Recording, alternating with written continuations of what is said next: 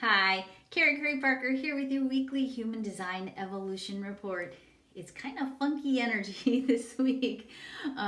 It's not really funky energy, it's actually really powerful and important energy. And I know I've been pointing you in this direction for the last couple of weeks. And for those of you, especially those of you in America who are a little shell shocked by the outcome of the elections, please know that I'm going to make this a completely apolitical broadcast because I don't want to get into the personal politics. I want to get into a perspective this week in the Human Design Evolution Report that takes a step out of the definitions of politics and really looks at the bigger picture of where we're at, what we're doing, and where we're headed.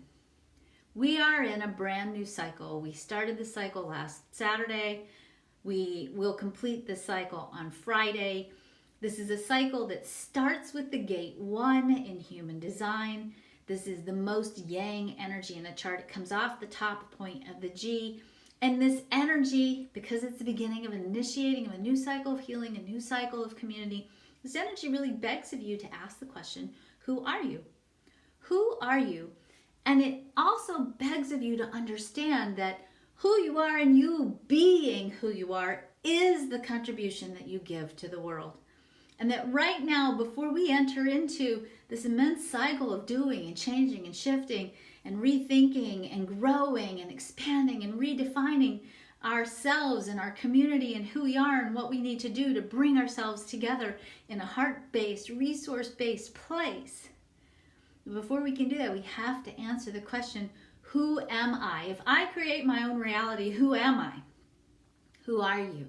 If you create your own reality, who are you?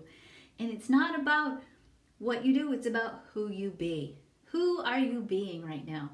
Are you being the fullest expression of who you are? Human design shows us that for you to be the full expression of who you are, you have to perceive yourself as being lovable and love-worthy. You have to understand how to tap into your own inner power and to find a place where you have a voice that's important and contributes to the world. You have to have the courage to transcend fear and to not let fear keep you trapped in old patterns and habits and ways that keep you stuck in the past. You have to know how to make good and powerful and strong decisions for yourself in the way that's right for you. And you have to know how to attune to your own inner wisdom and the way in which you interface with the world and ultimately with cosmic consciousness so that you can find your place in the world and be who you came here to be. You have to be emotionally wise and to understand how to tap into your emotional energy and to not let it hijack you and take you away or knock you out of alignment with your purpose, who you are, and what you're here to do. You have to trust yourself and to know how to tap into your own inner wisdom, your intuition in the way that works for you. Some of us hear, some of us see, some of us know, some of us sense, some of us feel, some of us do a conglomeration of all of the above. But you are designed to be intuitive and tapped in and turned on and connected to source. And that's part of your nature and your design. And for you to really get to where you want to be in your life, you have to know how to hear that inner wisdom, that quiet voice inside of you. So wake that up right now. Really practice getting quiet and not letting the outer world and the energy of the outer world and the chaos of even media and social media and everything else get into your field and knock you off center and drown out the sound of your own wisdom inside of your head. You have to know how to leverage your energy. You can't change the world and make the world a better place if you're exhausted. You've got to be in a place where you have a consistent pattern and habit. In fact, we're looking at this right now. The celestial weather is supporting us, evaluating and reevaluating our life habits and how are we doing in taking care of ourselves. Do you have habits and patterns in your life that nurture you? Are you pacing yourself? Are you working and resting? Have you found that balance in your reality between effort and relaxation? Because you've got to have both to be effective in the world. Are you being authentic? Are you being really honest about who you are and what you want? And are you asking for it with clarity? And are you being it? Okay? And then are you valuing yourself? You have a very special and unique place in the divine puzzle that is humanity. Your place cannot be occupied by anybody else. And when you occupy that place, it impacts all of us. And we are who we are because you are who you are. So are you being who you are so that we can be who we are? Important important things to think about when we're playing with this shifting energy. On top of that, in order for us to be resilient, we've got to have some really key scientifically grounded places, scientifically grounded ways and resources to tap into so that we can stay in the flow, so that we don't get knocked down when things don't turn out the way that we expect. Because the thing that keeps us unresilient, immovable, rigid, and out of the flow of life is not when we are not resilient. We've got to be resilient. We have to know how to flow, because life is going to always bring us something unexpected. There's always going to be a shock. There's always going to be something that's different than what we thought it would be.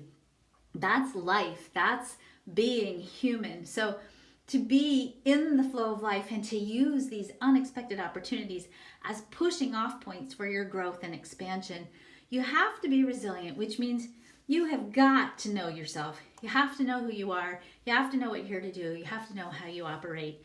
Human design is, of course, a fabulous tool for that, but not the only one.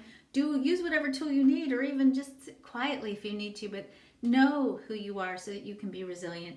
You've got to cultivate for yourself somehow a personal sense of hope, whether that is a daydream about the future, whether that is just going minute by minute and finding things to be grateful for, finding ways to appreciate the reality that you're in right now. Cultivate for yourself a sense of hope. You've got to have an ability to cope with change in a healthy way. I certainly think it's very easy when things knock us off our feet to fall back on old patterns and habits that sometimes don't support our health and well-being. So find healthy ways to deal with stress, the unexpected, with grief. Go for a walk, eat good food, get good sleep, don't take too much alcohol, don't distract yourself from the reality. Be present to it, and be present to it in a healthy way. You've got to have strong interpersonal relationships. Cultivate your friendships. Cultivate the relationships you have with your loved ones. Take care of that relationship.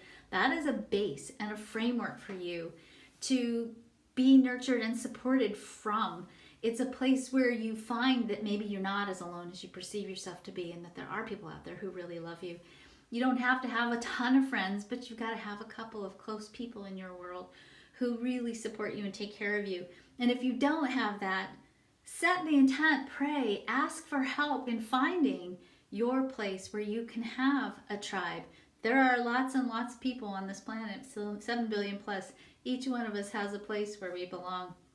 And certainly, I would say if you are struggling to find that place, I invite you to join our human design community and really, be with this community. This human design community has the most loving, accepting people I've ever met in my life. Join us. Come to my Human Design for Everyone Facebook page. Come learn about human design. Check in our groups and talk to us and find the people who will be able to see you for who you really are. And then last but not least, you've got to find personal meaning in your life to be resilient. What are you here for? What turns you on? What are your dreams? What are your fantasies? What do you aspire to? Go back and think about who you were when you were 10 years old. What did you want to be? What did you want to do? Who did you want to be when you grew up? Are you in that place now? Are you really doing what you want to do? Are you really doing things that are meaningful to you? Are you fighting for the things that are really valuable in your life? And it doesn't have to be fighting, but are you committed to? Are you driven by things you love, things that give you meaning? Those key places, if you can find your space in all of that, you will be resilient and you will grow and you will heal and you will do what you came here to do.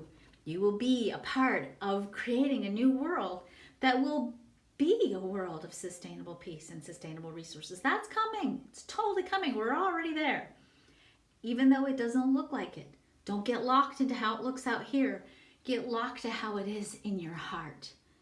And stay in that place and keep finding the evidence that what's in your heart, that world you carry within you, that world that I know for many of you is the world of you've been smelling and tasting and sensing since you got here. That world is here. And the more you can stay aligned with it, the more you can be with it by being who you are, the faster we bring it into reality.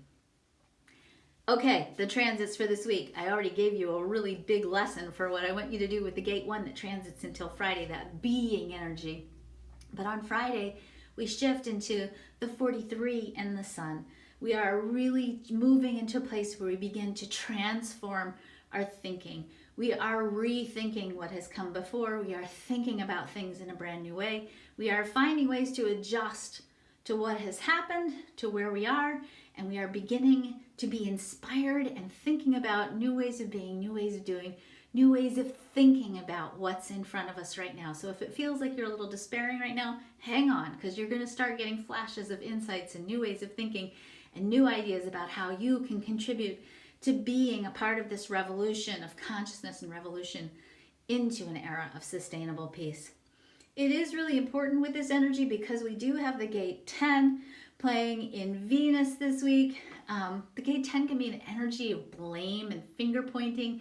Be mindful of not blaming and finger pointing, but instead recognizing that that energy is also the energy of empowerment, and that the true source of power comes from within yourself. So if you start to feel like you want to go back to yourself in the mirror and really ask yourself, are there places here where perhaps rather than blaming someone and moving into victim consciousness, you need to become self-empowered and in alignment with who you are. We will be engaging in brand new and powerful ways. Starting over the weekend, we're going to be talking more about our abundance, our mindset. We're going to be daydreaming and creating and thinking about how do we adjust to what's coming, to the new. We are fantasizing and pushing off from what is and creating something new. So really give yourself permission to go through whatever emotional energy you need to go through. If you are grieving, of course, even if you're excited, go through whatever emotional wave you need to go through. And then we get to work. We rethink, we visualize, we imagine, we create, we daydream, and we begin the process of creating anew. I want to stress to you strongly, this is not a time of war. This is not a time of disunion. This is a time, an emerging time of unity, an emerging time of rebuilding and healing and establishing community in a brand new way. Don't let what it looks like out here influence what you know it can be in here. Be who you are. Find a community and a tribe who is aligned with who you are. Be real, be authentic, be honest. Don't compromise yourself. Be the contribution who you are to the world by being yourself, and trust that everything's unfolding the way it needs to. Don't lose hope. Find your meaning. And join us, humandesignforeveryone.com if you're not there yet, or join us on our Human Design for Everyone or Understanding Human Design Facebook page. Have a really great week. Take good care of yourselves. Keep breathing, go moving, walk, run, drink lots of water, get some sleep, connect with each other, hug. I will talk to you next week.